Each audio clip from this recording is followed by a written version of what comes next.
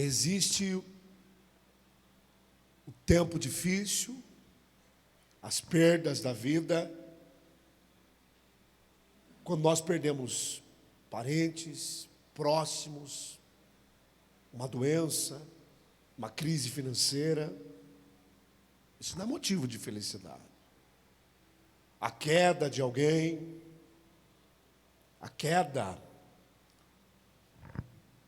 o fracasso espiritual de alguém próximo a nós. Tudo isso são coisas da vida.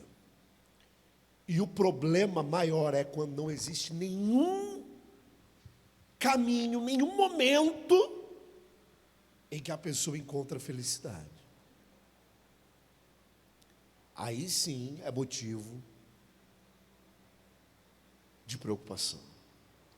Fora isso, problemas todos nós temos, lutas todos nós passamos e perdas todos nós temos. Isso não significa que a sua vida é um fracasso, uma derrota.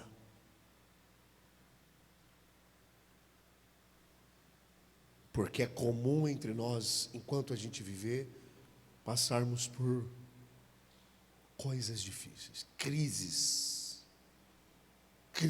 com os filhos, crise com respeito à saúde dentro de casa, alguém que está doente, da família, alguém fica doente, crises no casamento, quando não se sabe o motivo das brigas, o porquê do afastamento, crise financeira, quando não se sabe o porquê. Deus chama os seus filhos e ensina eles a administrar tudo isso, porque a felicidade, apesar de ter coisas que é inevitável, a felicidade, ela está ao lado de uma boa administração das coisas que você tem, uma boa colocação ou enquadramento das coisas que Deus te deu, e você saber colocar isso na ordem certa, e você saber administrar aquilo que Deus deu a você. A felicidade está ao lado da administração, e não ao lado de somente ter alguma coisa. Porque, entenda bem,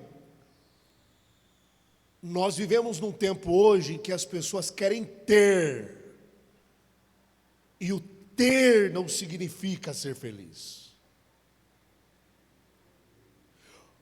Agora, você ser dá sentido de felicidade.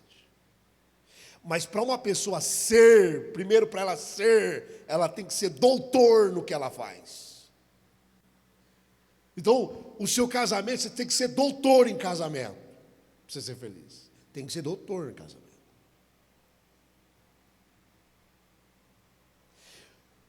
Filho, você tem que ser doutor com filho, senão você não vai ser feliz. Você é um aprendiz aí.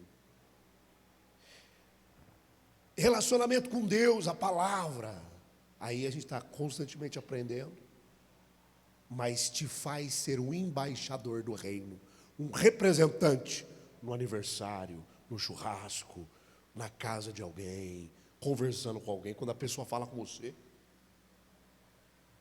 ela até se surpreende do que você fala. Estevão, jovem de 17 anos, que foi o primeiro mártir a ser apedrejado, Estevão tinha uma qualidade de conhecimento, ele era doutor na Bíblia. Isso incomoda, isso surpreende as pessoas. Jesus, com 30 anos, assume, mas com 8 anos, o que ele fazia?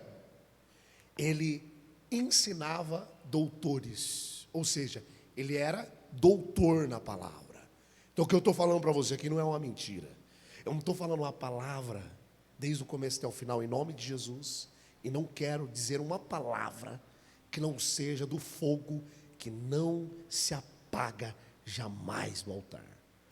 Você tem que ser doutor em casamento. Entendido? Administrar a hora certa de falar, de não falar, a hora certa de colocar na mesa, a hora certa, tudo, ser paciente, ser firme, porque a vida foi feita para gente firme. Não adianta deixar o ciúme, a raiva, porque a questão não foi acatada, você suprimir isso, e você que nem uma panela de pressão quando dá problema, pum, explodir que não vai adiantar nada. O que te faz ser um doutor é você ser a pessoa forte, que suporta a pressão. Esquece os termos do mundo, irmãos. Esquece, irmão, estou falando a verdade. Deixa o Espírito Santo limpar você. Esquece os ensinamentos do mundo.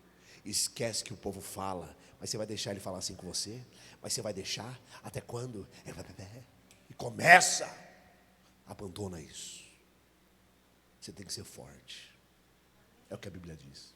Sua luta não é física. A sua jogada não é com jeitinho. A sua jogada é bem administrada. Porque você sabe que se você falar na hora errada, você vai despertar contenda, tristeza, mágoa. A Bíblia fala que a palavra lançada é como a flecha que não volta mais. E quando você não faz o seu seio familiar, não faz se cumprir uma boa administração, o que acontece? Você faz a infelicidade do outro, e consecutivamente, quando você anda com sábio, você é sábio. Se você anda com tolo, você é tolo. Se você está com gente triste que você entristeceu, você se torna triste também. Amém? Então seja sábio.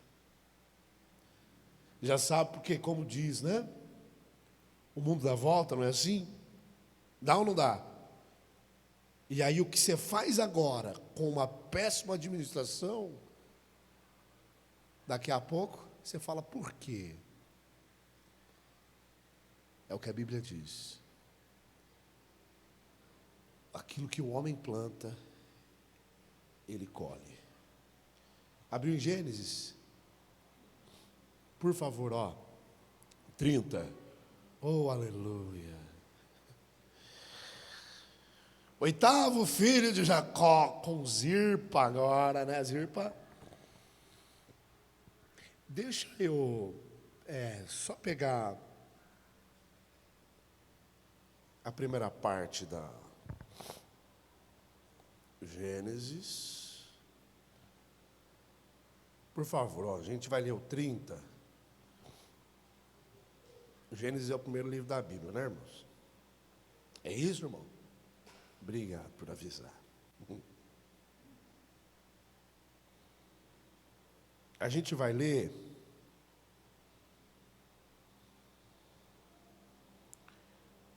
o versículo 12. Só que tem uma coisa aqui,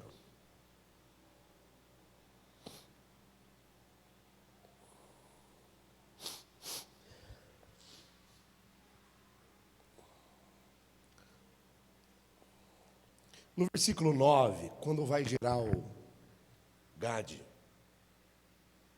No versículo 9, quando vai gerar o Gade ali, antes de gerar o Gade, diz assim, vendo, pois, Lia, que cessava de gerar, tomou também Zilpa, sua serva, e deu a Jacó por sua mulher. Não, presta atenção, por favor. Quando Lia cessou de dar filho, ela falou, poxa, eu não estou dando filho. E agora? Não estou gerando. E ela estava na luta para gerar. Por quê? Olha só. Quem que era para ter casado com Jacó? Era ela? Quem que era prometida por Labão? Raquel. Dentro dela já tinha, ó, eu estou num casamento arranjado, arrumado, eu estou numa situação que nem era para mim, eu já estou aqui devendo, agora, se eu não gerar filho, se nem para ser casada com ele era, eu não tenho felicidade para dizer que eu sou a prioridade para ele, porque eu não sou.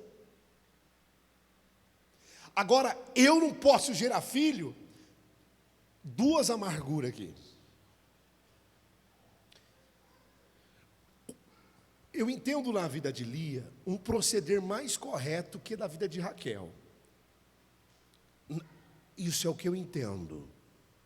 Então, sobre essa administração, eu vejo que Lia, ela tinha dois motivos para infelicidade agora, que ela não estava gerando filho. Dois motivos ela tinha. Só que ela recorreu ao quê? A todos os recursos cujo Deus tinha dado sobre a lei. Existia uma lei que agradava a Deus, que permitia, que Deus permitia. Então ela foi sobre esse caminho. Pega o que eu quero dizer agora. Diferentes do me dá filho, senão eu morro, ou seja, por disputa. Diferente do me dá porque eu tenho que mostrar isso para alguém, que eu sou alguém, eu sou capaz.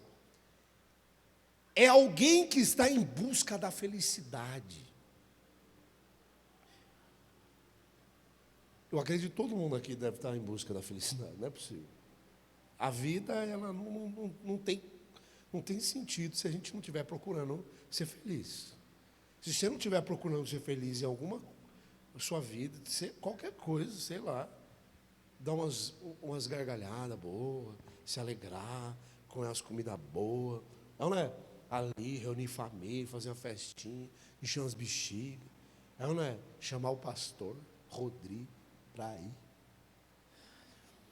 Se você guardar um dinheirinho, comprar uma coisinha, manter acesa a esperança. Pausa aqui, volto para cá, para a situação dela recorrer à felicidade. Pausa aqui. Os ricos são os que mais dão cabo da própria vida. Sabe por quê? Porque o rico tem a consciência de que o dinheiro compra tudo, que o dinheiro compra a felicidade. Então ele já tem o que compra a felicidade, que é o dinheiro. E por que nós não se mata, hein? Tem muitos que se matam, mas é o diabo, irmão. Mas tem muitos de nós. E a propensão, estou falando de científico, sem brincadeira. Questão de pesquisa. O pobre não se pega, por exemplo, uma comunidade bem pobre mesmo.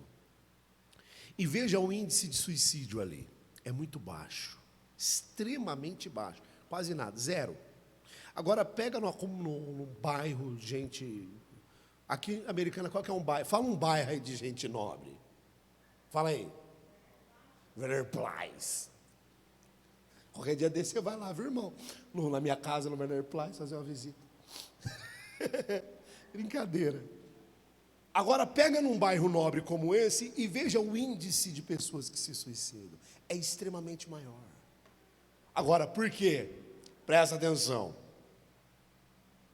Porque sempre o pobre, ele tem as suas expectativas, as suas estratégias para atingir alguma felicidade. Ele guarda um dinheirinho para comprar um celular, ele paga as continhas aqui para limpar o nome dele, para ele comprar um carro, está entendendo? Ele se preserva no nome dele para ele poder emprestar um dinheiro. Você vê que é tudo nesse ramo meio que enroscado, né? Mas o pobre é assim, irmão.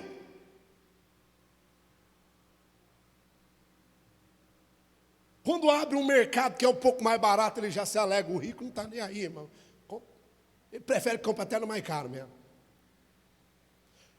Ele já acelera, abriu um mercado bom, rapaz, disse que tem umas promoções boas lá, a carne lá está mais barata, a Coca-Cola, você viu o valor? Parece das épocas das antigas, o mercado lá está arrebentando. Eu vou lá e se arruma todo, passa o perfume aqueles perfumes da Boticário.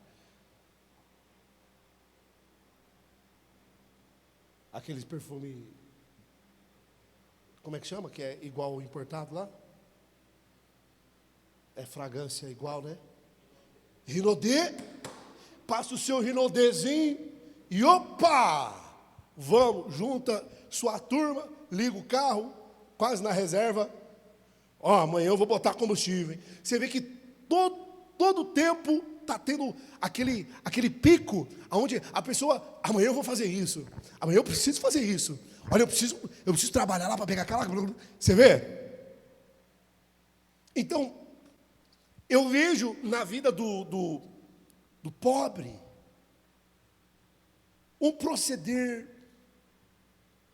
com mais graça para ser feliz do que na vida do rico.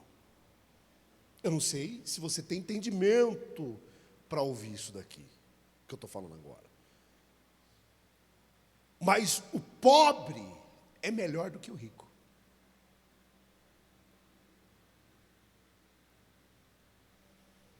Já ouviu isso agora? Já ouviu isso na vida? Nunca ouviu? Pois é. Como que era Jesus? Era só sobre o que era necessário. O pobre é sobre o que é necessário. Você vê que o pobre, ele administra o tanque do carro dele ou da moto de maneira bem, né? E aquilo, ó, baixou. Ó, agora eu vou precisar economizar aqui. Ô, rapaz, não é? E aí depois ele vai lá e com gosto coloca no meio tanque. Sim ou não? É ou não é? Meio tanque. Por quê? Precisa guardar uns 50 aqui, cara. Se não guardar uns 50 aqui, meu, um 100zinho, final de semana tá chegando. Então, existe mais caminhos para recursos da felicidade para o pobre do que para o rico.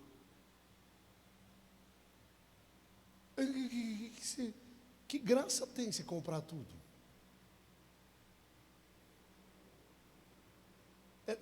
Uma semana já está bom, irmão, de rico. Precisa mais não. É que essa semana não chega nunca, né? Mas uma semana já estava bom de rico. Porque muito dinheiro, não, a gente acaba desprezando a felicidade alheia. Enquanto uns se alegram com um sapato que conseguiu comprar, ele está, nossa, caramba, o que esse cara está comemorando um sapato, cara? Ele começa a não entender o que realmente é felicidade. E que ela está lá, toda hora. Não que o rico não possa ser grato por sua riqueza e ajudar muitas pessoas. Mas eu digo que há mais caminhos para Lia do que para Raquel.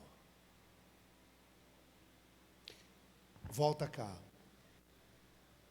Ela tinha 2 motivos para ser triste. E Raquel, é de mim que ele gosta mesmo. Mas não. Eu vou ter o trem porque o negócio é assim, ó. É eu que estou no topo. É eu quem comanda aqui. É eu quem sou a melhor.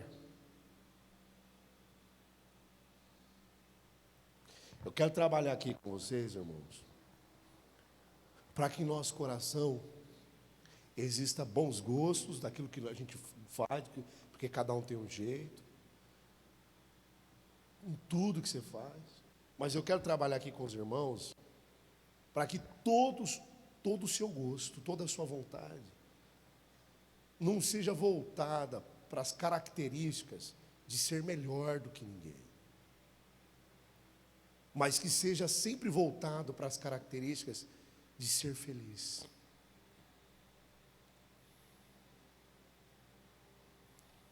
Amém? Glória a Deus.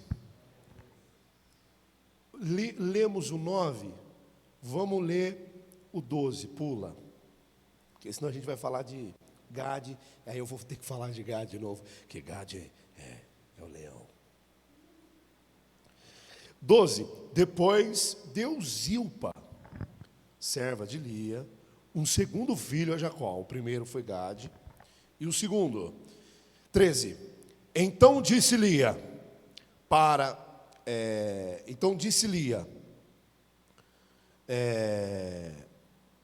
sou feliz para a minha ventura, como diz aqui a Bíblia, porque os filhos me terão por bem-aventurada, e chamou o seu nome Azer, Azer, fala do jeito que quiser, irmão. E chamou o seu nome Azer, que significa feliz ou abençoado. Pegou a charada, a visão, o caminho que Lia percorria era um caminho do pobre, um caminho mais humilde da coisa. E a declaração dela, poxa, aí vem Gade, afortunado. Aí vem Azer, felicidade. Olha a conotação das questões de um coração pobre, irmão. Porque a Bíblia diz: bem-aventurados são os pobres. A Bíblia não diz: bem-aventurados são os ricos. Cristo, quem falou isso foi o Senhor Jesus Cristo, a autoridade máxima disso daqui. Bem-aventurados são os pobres, que entende que a maior herança são as coisas mais simples, que entende da maior herança, que são as coisas que Deus pode nos oferecer diariamente, no cotidiano e na sobrevivência. Porque para ela se sentir feliz de fato, ela precisava de filhos. Jacó não queria casar com ela. Ela precisava gerar filhos. Ela tinha que encontrar alguma coisa para ser feliz. Ela não se isolou como muita gente faz. Ela não abaixou a cabeça e falou: não dá para mim, quer saber, eu vou sair da igreja, cansei de ficar orando aí, esse negócio. O pastor fala que a batalha é espiritual, o pastor fala que a batalha é espiritual, mas esse negócio aí ele deve falar mais aí, porque eu não sei, deve ser para manter o povo na igreja. Irmão, o diabo coloca tanto pensamento na cabeça do povo. O pastor fala aí que a luta é espiritual, mas a coisa não é bem por aí, não, acho que não é bem por aí. Eles forçam, a igreja, os irmãos forçam demais. É muito forçado. Eu vou para os lugares que faz umas facilidades, mexe uns pauzinhos ali, coloca numas encruzilhadas umas oferendas, oferece para uns guias aí, e está tudo certo, eles ajudam a gente, guarda aí, protege. É assim. Para quê? Não, e aí vem as evidências. Quando a pessoa recorre ao que é do diabo, o mundo, ao Egito e os deuses do Egito, as evidências vêm. Porque a feitiçaria, irmão, a feitiçaria tem evidências extremamente evidentes de manifestações de demônios. São demônios, se manifestam como anjos de luz, como caboclo não sei o quê. Aí te chama de cavalo, aí você... Cavalo não. Aí você já começa a ver que o negócio é enganação, não é que Deus vai chamar ninguém de cavalo, né? Que se o negócio é de Deus, não vai te chamar de cavalo, não vai te obrigar, nem vai te ameaçar. Não é? Não vai dar baforada de charuto na tua cara. Misifi.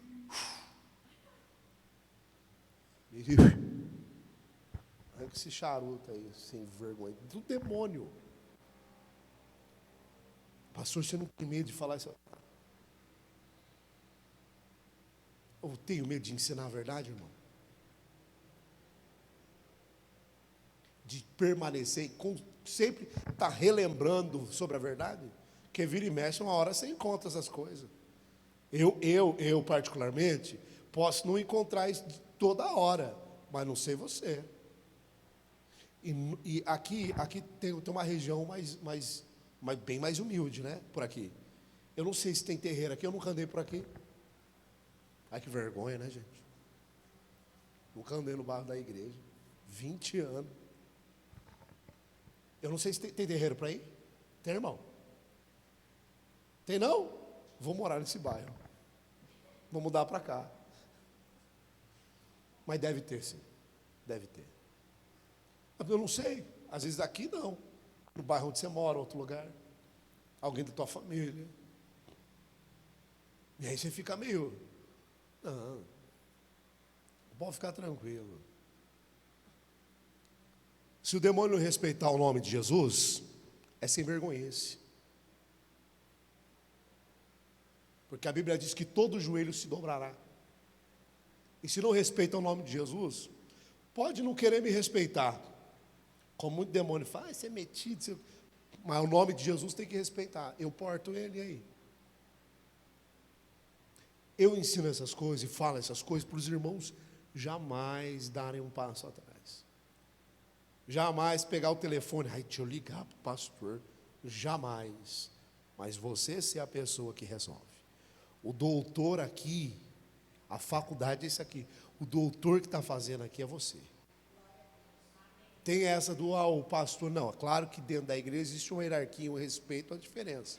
Alguém que ensina e tal. Né? Os pastores, cuja fé nós temos que imitar. Obedecer a palavra, reter a verdade. Mas jamais ter medo dessas coisas. Jamais. Amém? Muitas pessoas vão atrás de recursos para ser feliz. Muitas pessoas vão atrás, cansam,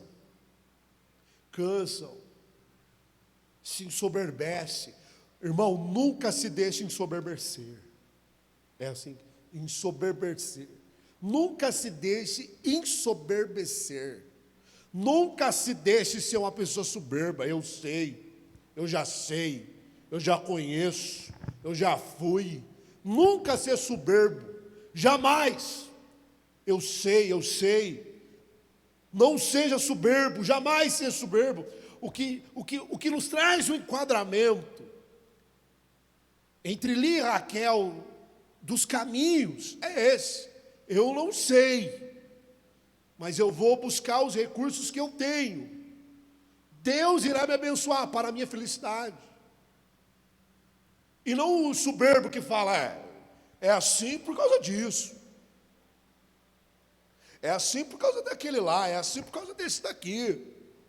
Isso é soberba.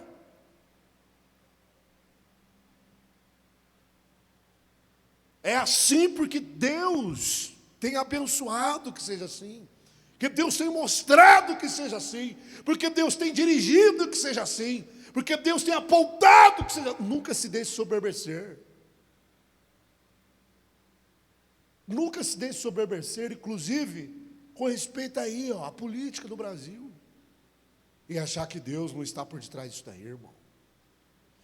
Mas Deus vai querer,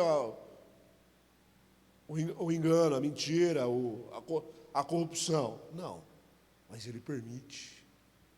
Nunca se deixe soberbecer. Para você achar que você está certo, que Deus esqueceu do Brasil, esqueceu de nós, esqueceu e está deixando o povo fazer o que bem quiser. Nunca se deixe ensoberbecer para condenar as pessoas, para falar esse aí, nunca se deixe. Nunca seja soberbo, irmão. Nunca, em nada na sua vida. Nunca, porque é triste, é extremamente triste e infeliz a vida do soberbo. ele fica sozinho. As opiniões dele são sempre doídas e que afastam as pessoas. Eu até acredito que pelo jeito natural das pessoas, existem homens e mulheres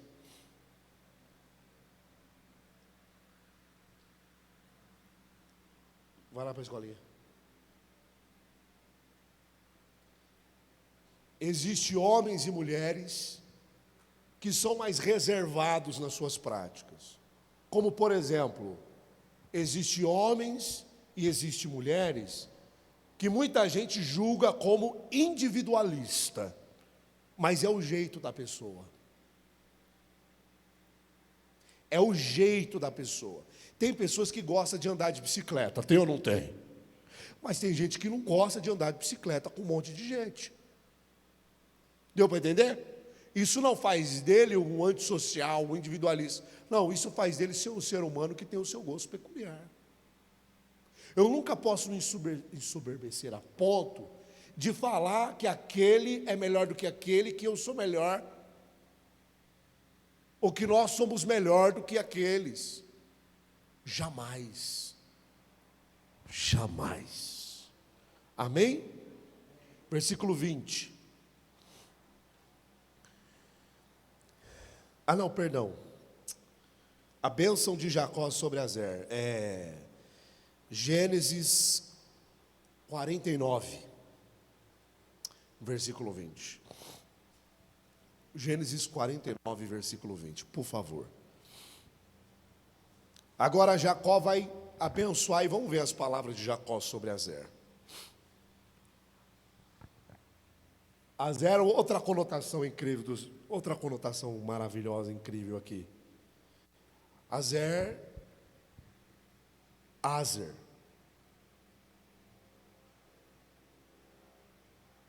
Azer tinha de paternidade e maternidade uma influência positiva sobre o seu nascimento. Uma influência positiva, ou seja, um coração puro, nobre, sem soberba da parte de Lia. E obviamente Jacó, um grande homem de Deus, estava ali buscando, com a sua ferida na coxa, né? Versículo 20, Jacó fala: e de Azer, o seu pão será abundante, e ele dará delícias reais. Diga glória a Deus. Aí, nós vamos profetizar sobre esse mês, e eu tenho certeza que nesse mês nós vamos desfrutar de bênçãos abundantes. Amém? Pastor, porque na minha vida não chega?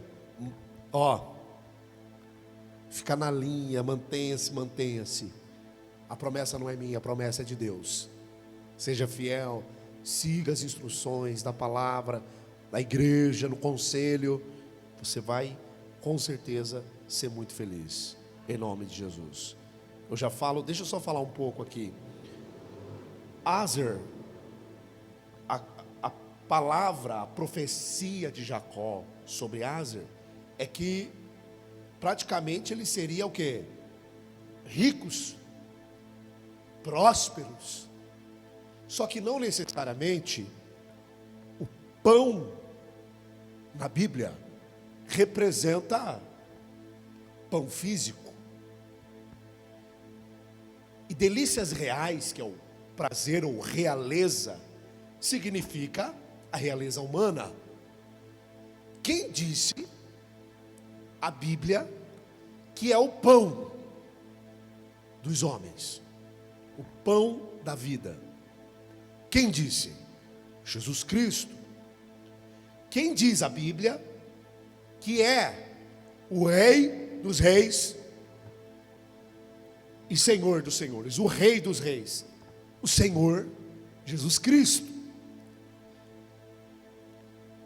Debaixo dessa visão, nós vamos profetizar, porque não há nada mais incrível, mais abundante do que a ciência, o entendimento e o conhecimento da nossa verdadeira riqueza. Estende a tua mão para o céu e eu profetizo aqui, em o nome do Senhor Jesus, que esse mês de agosto seja o mês da felicidade, que esse mês de agosto seja um mês de abundante felicidade, que esse mês de agosto seja um mês de abundante fidelidade ao Senhor, pois a fidelidade traz felicidade. Eu profetizo que a felicidade por conhecer e ter a Jesus, que é a maior riqueza de todas, esteja sobre o seu povo, sobre a nossa comunidade, sobre a nossa igreja. Eu profetizo felicidade no mês de agosto, em todas as áreas da vida, em nome de Jesus. Amém? E aplaude bem forte ao Senhor.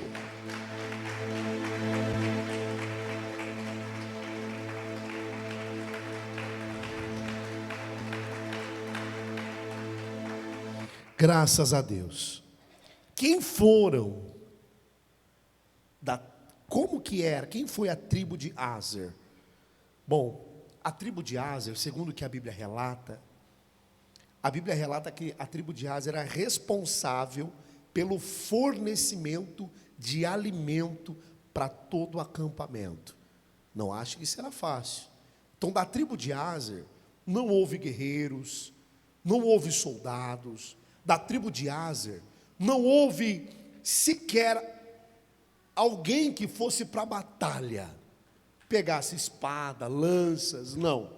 Da tribo de Aser, todos foram aqueles que manipularam a questão da alimentação, dos alimentos de toda a comunidade. Não deixe de achar que Aser não era tão abençoado quanto os outros guerreiros, porque Aser tinha sobre eles uma bênção de uma herança. E essa herança era uma herança de abundante riqueza e felicidade. E de fato, foram homens muito felizes, principalmente no que emana de dentro, na vida espiritual. A tribo de Aser é conotada como a tribo de homens e mulheres que foram felizes com Deus até o final. A Bíblia, ela não vai falar muito mais, inclusive no Novo Testamento, fala uma única vez sobre a tribo de Aser, que é o 8º filho de Jacó. Uma pessoa ali, uma mulher, uma profetisa. Irmão, que história incrível. Abre lá, Lucas capítulo 2. E eu venho com uma pergunta aqui, ó. O que é felicidade segundo Deus na Bíblia? Vamos estudar a vida dessa mulher aqui. O nome dela era Ana. Houve 2 Ana, a mãe de Samuel, no Antigo Testamento. E no Novo Testamento, Ana, da tribo de Aser. Lucas, capítulo de número 2, versículo de número 36. Diz assim: estava ali a profetisa Ana, filha de Fanuel, da tribo de Aser. Esta era já avançada em idade. Tinha vivido com o marido 7 anos, desde a sua virgindade. E era viúva de 37. Era viúva de quase 84 anos. E não se afastava do templo, servindo a Deus em jejuns e orações, de noite e de dia. E sobrevindo na mesma hora, ela dava graças a Deus, versículo 38, e falava dele a todos os que esperavam a redenção em Jerusalém. Diga glória a Deus. Deixa eu te falar uma coisa. O judeu, na época antes de Cristo, o judeu esperava o Messias. Era fiel ali no livro de Isaías, que falava que o Messias ia vir. Ana era uma mulher da tribo de Aser, ou seja, que entendia aonde estava a maior riqueza. A tribo de Aser são homens e mulheres que entendem, são espirituais, que entendem a maior riqueza é estar próximo de Deus. Olha o que acontece com essa mulher. Ela era virgem, se casou. Ficou 7 anos casada, vivendo como a promessa diz, a felicidade. Só que, olha só, a Bíblia não fala mais sobre nada na tribo de Aser no Novo Testamento, mas fala dela. E a felicidade dela, o que se parece, durou apenas 7 anos. O marido morreu depois de 7 anos de casada. A Bíblia diz que há 84 anos ela estava ali no templo, servindo ao Senhor com jejum, oração, de dia e de noite. Não, ela não era louca. Ela entendia o que era a felicidade para ela. Mesmo a lei sendo favorável a ela se casar novamente, ela não quis se casar. Mesmo ela sofrendo preconceitos da época e sujeições pelo fato de ser uma viúva, inclusive, se você estudar, você vai ver que as viúvas naquela época sofriam perseguições, afrontas, falatórios, elas sofriam sobrecargas por serem viúvas. Só que essa mulher, ao invés de recorrer ao novo casamento, se casar, o que ela fez? Ela se dedicou a buscar a Deus para o resto de sua vida. O texto que nós estamos lendo, Maria e José, depois você lê nos versículos anteriores, acaba de trazer Jesus pequenininho. Jesus é apresentado ali. E quem conhece é Jesus? Ana. Ana conheceu a quem ela esperava. Porque no versículo de número 38, diz que ela pregava para as pessoas que Cristo viria. Claro, nós temos João Batista, que preparou o caminho, mas temos Ana também, que era uma crente, uma profetisa fiel, uma mulher da igreja dedicada, que falava do reino de Deus para as pessoas. O que eu quero dizer, irmãos? Se por obra do acaso, muitos que se dizem ser crentes, amam Jesus, se deparam numa situação de estarem sozinhos, sendo casados, vai se aventurar num novo casamento, em busca da tal felicidade. O que eu estou falando aqui é muito forte, mas tão forte, porque vai exatamente na mão da onde Deus me chamou para ir, na contramão do mundo, na contramão do que o mundo prega, na contramão do que vai no pensamento do homem, do que o homem acha que é felicidade, e não é, é pura ilusão.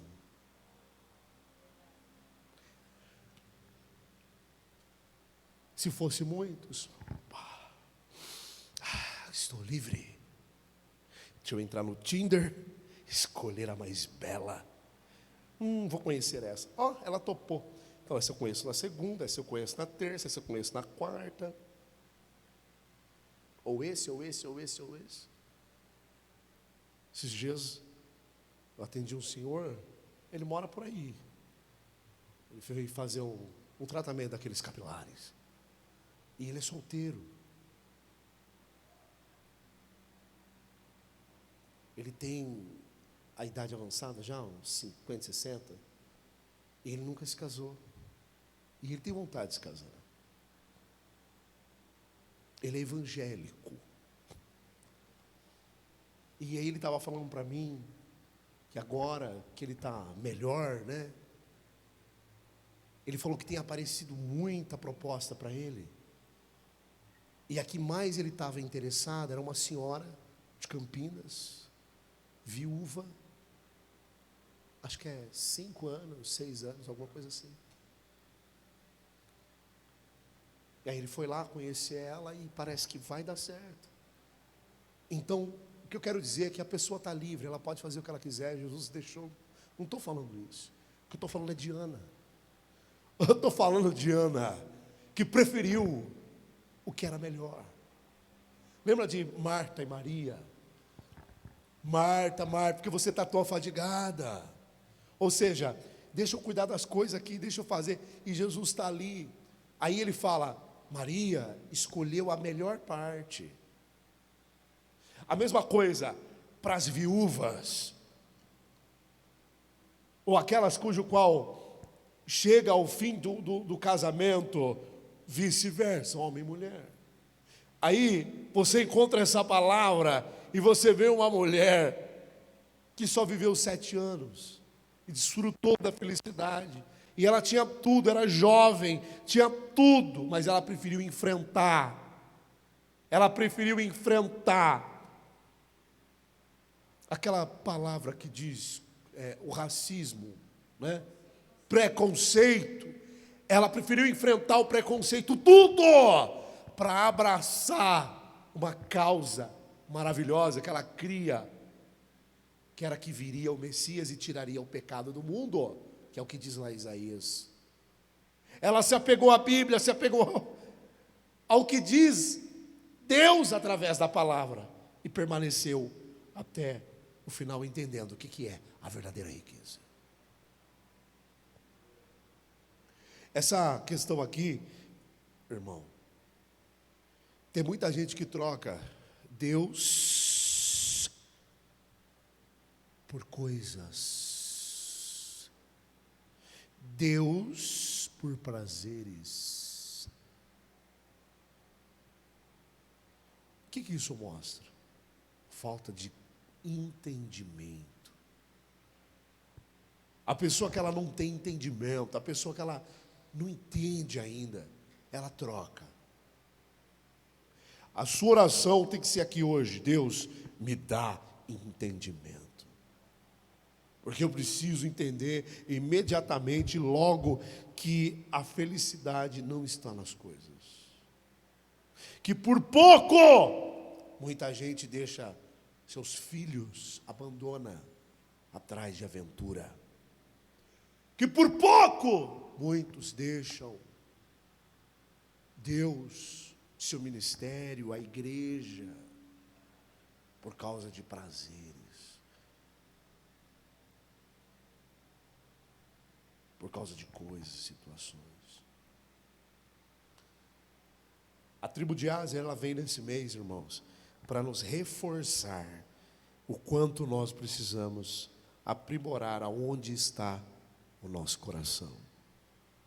Porque a Bíblia diz: aonde está o teu coração, ali está o seu tesouro. O coração de Ana, por mais que ela foi casada e era feliz, nunca esteve na felicidade apenas terrena. Lógico, se ela casou, ela queria ser feliz, ter uma família. Ela não teve filhos. Ela poderia se casar para ter filhos. Ela enfrentou preconceitos. Talvez, você não pode ter filho não? É por isso que você não quer casar? Você é estéril? Coisa que para uma mulher naquela época, ter filho era mostrar a sua honra. Logo se vê pela disputa de Lia e Ana, né? Hã? Raquel. É Lia e Raquel, perdão. Lia e Raquel. Hoje não é diferente também. Eu conversei com um católico essa semana. E ele veio, a filha dele está com um ano e pouquinho, a primeira. E ele veio, minha mulher está grávida. Já cheguei em você. Chegou em mim, meu amigo. Estou disputando com ninguém, não estou Eu já passei fulano. Eu falei, era o que você queria? Era, então, toca o barco, só criar. Aí a gente fala, né, aquelas coisas, trabalhar dobrado, não sei o que e tal. Mas ele não tira a honra. Porque eu já passei, toda hora, tempo inteiro, porque eu passei fulano, que eu passei ciclano. Ué, não estou entendendo. Eu estou entendendo sim. É que até hoje, as pessoas entendem que até os filhos é motivo para ser melhor do que os outros. E não é. Lá em casa, a gente teve a Isabela, a gente não queria ter a Isabela. Não queríamos ter a Isabela. Tentamos de tudo para que, até descobrir que ela estava grávida. A menstruação atrasou, então vai, toma ali um remédio, toma e tal. Não, eu não quero. Eu não quero ter mais um filho, não quero. É ela. Se for para ter mais um filho, vai ser mais para frente. Não teve conversa, meu irmão. Não teve conversa. Ela veio. Então, está aí. Está aí.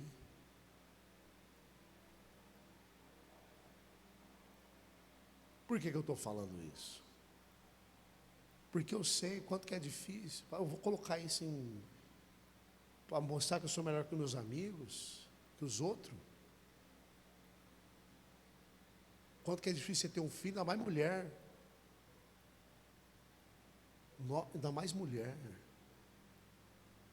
O homem também precisa muito da companhia dos pais, mas a mulher precisa mais. A mocinha vai crescendo,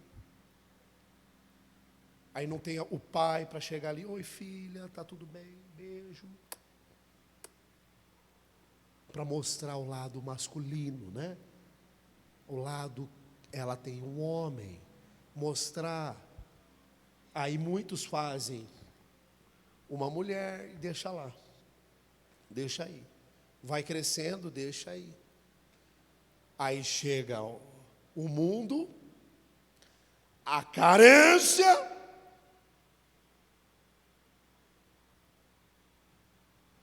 e faz o que o pai não faz. Você acha que é fácil ter filha mulher? Ter filho homem também não é. Porque a mãe vai ter que trazer esse filho junto com o pai, porque se eu pudesse atender só crente, eu atendia no meu trabalho, mas não tem como.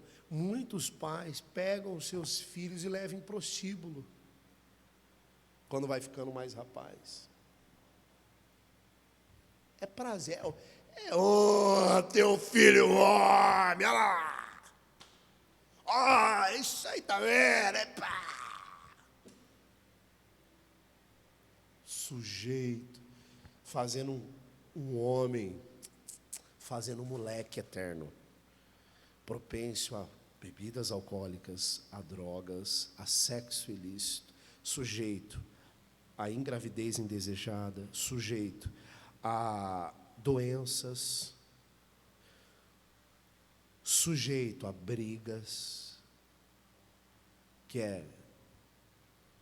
sujeito à morte, alta velocidade, sujeito não a homem, mas sujeito a moleque. E trazer o menino, conduzir o menino naquilo que isso não é fácil. Fazer um homem não é fácil. O pai, principalmente para o homem, o pai não pode errar. É tão responsável que o pai não pode errar, porque o filho, ele faz exatamente o que o pai faz. Exatamente o que o pai faz, o filho faz. Esquece. Então, não é ter filho para as nossas honras, é com responsabilidade.